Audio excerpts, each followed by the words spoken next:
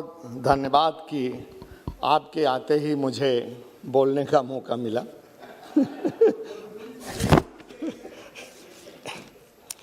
देश की सरहद पर मुस्तैद अपने वतन की हिफाजत के लिए जान कुर्बान करने को हर वक्त तैयार उन वीर जवानों, रणबांकुरों, जांबाज सेना के जवानों को इधर बैठे हुए हम गद्दार लोग, जो कुछ ही गद्दार बचे हैं, और उधर बैठे हुए देशभक्तों की तरफ से अपनी कृतज्ञता, एहसान जाहिर करते हुए अपनी बात की शुरुआत करना चाहता हूं। हाँ, नहीं, कोई अनपार्लियामेंट्री नहीं लिख लेंगे। कोई अनपार्लियामेंट्री। आप जितनी देर उनको टोका कोई बात नहीं, उतना लंबा खींच। अरे नहीं, उधर चले जाएं, देशभक्त हो जाएंगे। जब तक इधर बैठे हैं तब तक गद्दार हैं। उधर चले जाइए विदोड़ी साहब, आप देशभक्त की तरफ जाइए। ठीक कर लीजिए। अब आपने देखिए, ये जो भी असंसदीय होगा उसको निकाल देंगे। ये जो जवान हैं, देखिए, ये जो जवान हैं, जितने आपके हैं उतने मेरे भी हैं। लेकिन आप चाहे मीडिया हो, चाहे अखबार हो, चाहे और कोई प्रचार का जरिया हो, ऐसे कहते हैं, ऐसे दिखाते हैं कि जैसे आप ही उनके हमदर्द हैं, हम नहीं हैं। लेकिन मैं कहना चाहता हूं कि जो आज जगह जगह किसान लोग बैठे हैं, वो केवल न अन्नदाता हैं, बल्कि देश की सीमा पर जो जवान और अफसर तैयार हैं आपकी हिफाजत के लिए, वो दोनों चीज़ पैदा करते हैं। आपके खाने के लिए भी पैदा करते हैं, आपकी सीमा की रक्षा के लिए भी वो किसान, जवान और अफसर पैदा करते हैं। सबसे ज़्यादा किसानों के ही बच्चे देश की सरहद पर वो हैं, जिनको आपने इस ठिठुरती कड़कड़ाती ठंड में बदहाल उसमें हाल में डाल रखा है। मेरा कहने का मतलब है कि आप आदरणीय प्रधानमंत्री जी, जो अपने को प्रधान सेवक कहते हैं, तो कथनी करनी में अंतर नहीं होना चाहिए। अगर प्रधान सेवक हैं तो जाकर के किसानों की बात मिलना चाहिए, उनसे बात करनी चाहिए, और जो फौरी तौर पर ये कृषि के खेती के काले कानून पास किए हैं उसको तुरंत वापस लेना चाहिए। कौन से कानून तो बताओ।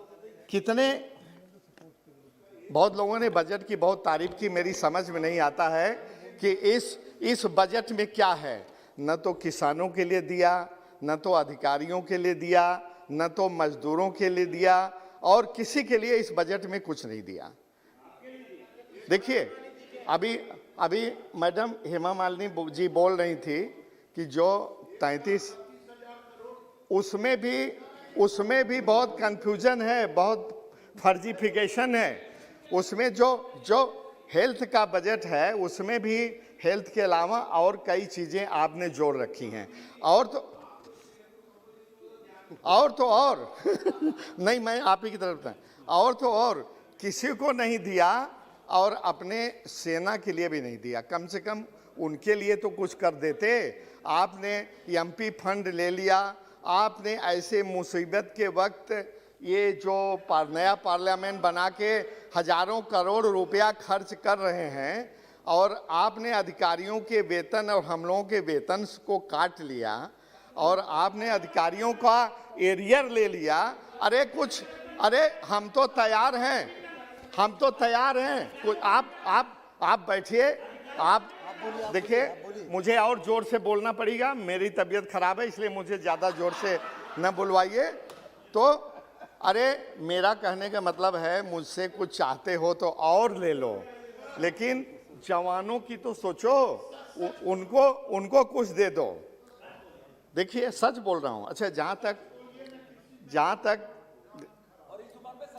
तक देखिए, केवल मैं एक लाइनर कहूँगा, जहाँ तक कोरोना का सवाल है, केवल एक आदमी के गलत निर्णय से हिंदुस्तान की करोड़ों मजदूरों को, गरीबों का जितना दर्द हुआ, उनके पैर में छाले पड़े, कितने मरे, केवल फौरी डिसीजन होने से। अगर जो लॉकडाउन एकाएक किया गया, अगर उनको हफ्ता 10 दिन का समय दिया गया होता और देश के तमाम कोनों में जो मजदूर फंसे हुए थे अपने घर जाने के लिए, तो जब तक ट्रेन चल रही थी, जब तक बस चल रहे थे, जब तक तमाम साधन थे, वो अपने घर पहुंच गए होते। अगर उसके बाद लॉकडाउन किया गया होता तो क्या हर्जा था?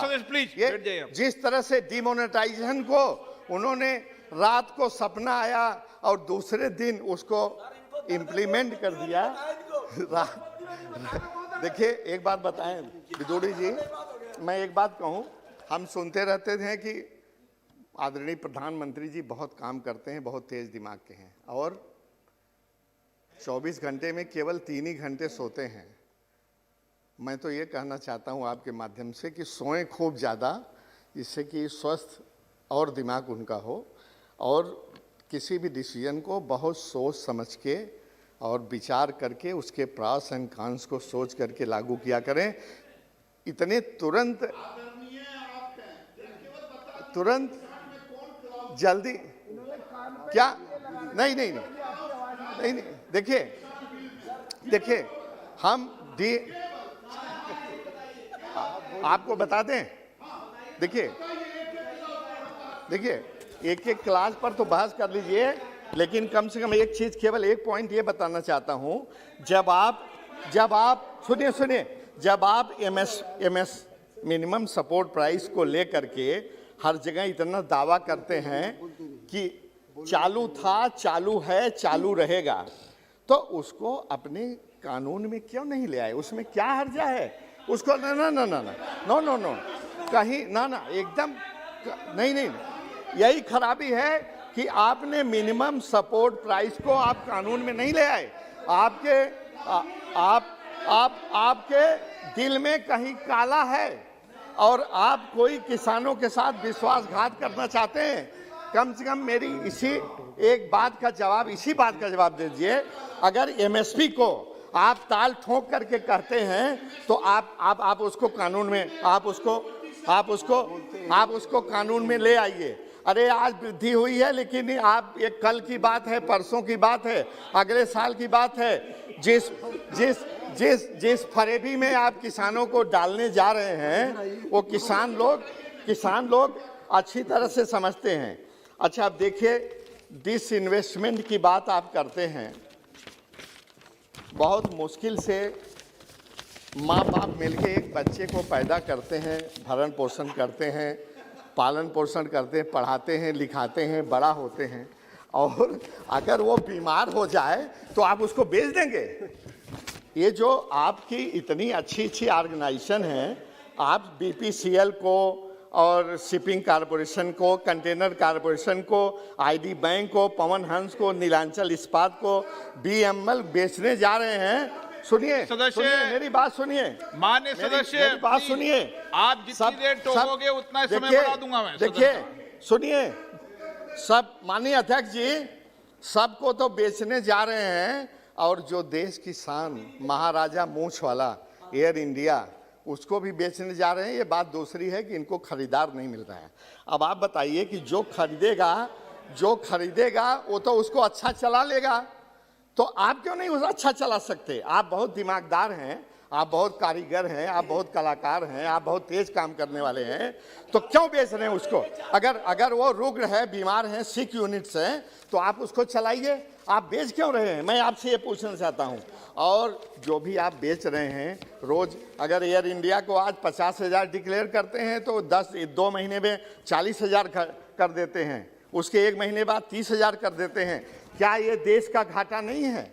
आप ये सब मेहरबानी करके, ये डिसइन्वेस्टमेंट करके अपने देश की जो थाती है उसको बेचिए ना, और उसको अच्छी तरह से चलाइए। और देखिए, अंत में अब देखिए, इस तरह से हमारी सम्मानीय बहन जी के प्रति कहेंगे तो मैं कुछ और कह दूंगा तो आपको बहुत खराब लगेगा। कृपा करके इस तरह की बात न करिए। अच्छा, अंत में मैं एक चीज़ और कहना चाहता हूँ कि मेरे क्षेत्र में तमाम रेलगाड़ियाँ चलती हैं, उसमें से कुछ बंद कर दी गई। मैं रेल मंत्री जी तो नहीं हैं, मैं उनसे, यहाँ नहीं हैं, कहीं छिपे हुए होंगे, तो मैं उनसे गुजारिश करना चाहता हूँ कि जो गाड़ियाँ बंद की गई हैं उसको चलवाएं। कुछ स्टॉपेज हमारे कहने पर उन्होंने वादा किया था, उसको भी करें। और जौनपुर शहर ट्रैफिक से बहुत परेशान है। तमाम हर तरह फ्लाईओवर उसको बनना है, कहीं बन रहा है, कहीं रुक गया है, उसको फ्लाईओवर को बनवाया जाए। एक मेडिकल कॉलेज उस समय की उत्तर प्रदेश सरकार ने बनाना शुरू किया था, जिसको वर्तमान सरकार ने बंद कर रखा है, उसको भी मेडिकल कॉलेज को पूरा किया जाए। सेंट्रल स्कूल खोलने की बात चल रही है, तो मेरे भी जौनपुर जनपद में एक सेंट्रल स्कूल और एक चीनी मिल की स्थापना की जाए। और इस मौके का फ़ायदा उठाते हुए बहुत दिन से मेरे मन में एक बात थी कि हिंदुस्तान की फ़ौज में यादव अहीर लोगों की संख्या अधिकारियों में और जवानों में बहुत ज़्यादा है। बहुत दिन से हमारी मांग चल रही है कि एक अहीर रेजिमेंट की स्थापना की जाए।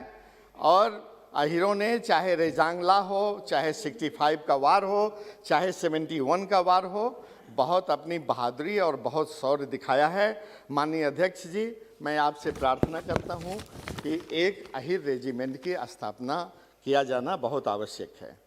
और मैं अब बहुत संक्षेप में अपनी बात को ख़त्म करते हुए ये कहना चाहता हूं अंत में, अरे भाई बताएंगे, सब लिख के दिया है, सब लिख करके दिया है। देखिए, सुन लो भाई विधोड़ी जी, बुलंदियों पर पहुंचकर कभी गरूर मत करना, बुलंदियों पर पहुंचकर कभी गुरूर मत करना, अभी तुम्हारे सफ़र की ढलान बाकी है। हाँ, अभी तुम्हारे सफ़र की ढलान बाकी है। मैं इन्हीं शब्दों के साथ आपका बहुत बहुत श्रीमती धन्यवाद, संध्या राय, बहुत बहुत शुक्रिया।